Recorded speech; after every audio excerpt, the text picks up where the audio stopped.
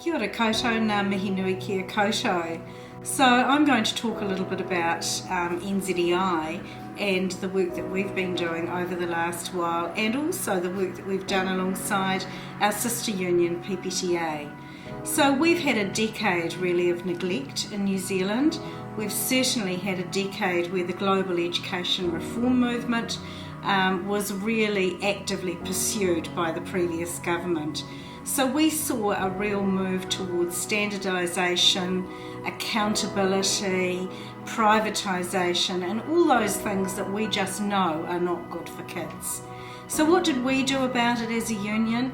We certainly fought hard against national standards, which was the one-size-fits-all approach to national testing in this country.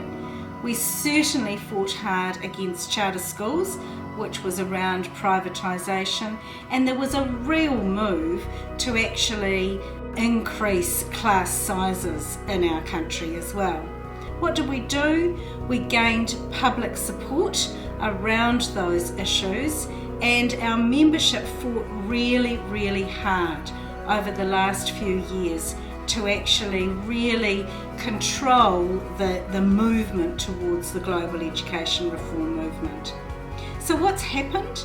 We've had an election of a new government, and straight away we saw the abolition of national standards. That was as a direct result of that new government having worked alongside the unions over the last few years. We've also seen the removal of charter schools.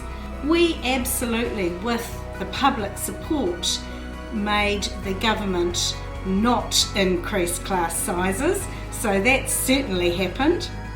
We've also seen with this new government a shift towards revisioning education, which is really exciting.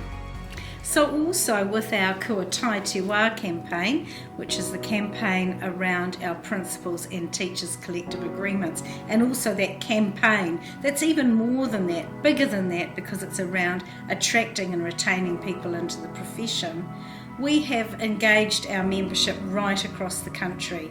We've done a very strong media campaign as well with our teachers and our principals telling their stories, their realities, so that there's a really clear understanding from the public around what it means and what it looks like to be a principal or a teacher in this country, and the fact that that significant pay jolt and that decrease in workload is well and truly warranted.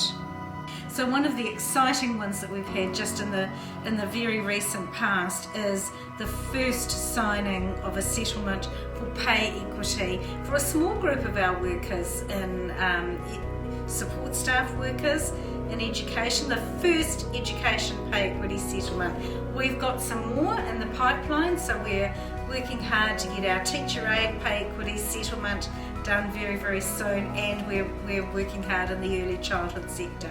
So what we're seeing at the moment is some significant gains that have been won through for our members of the union.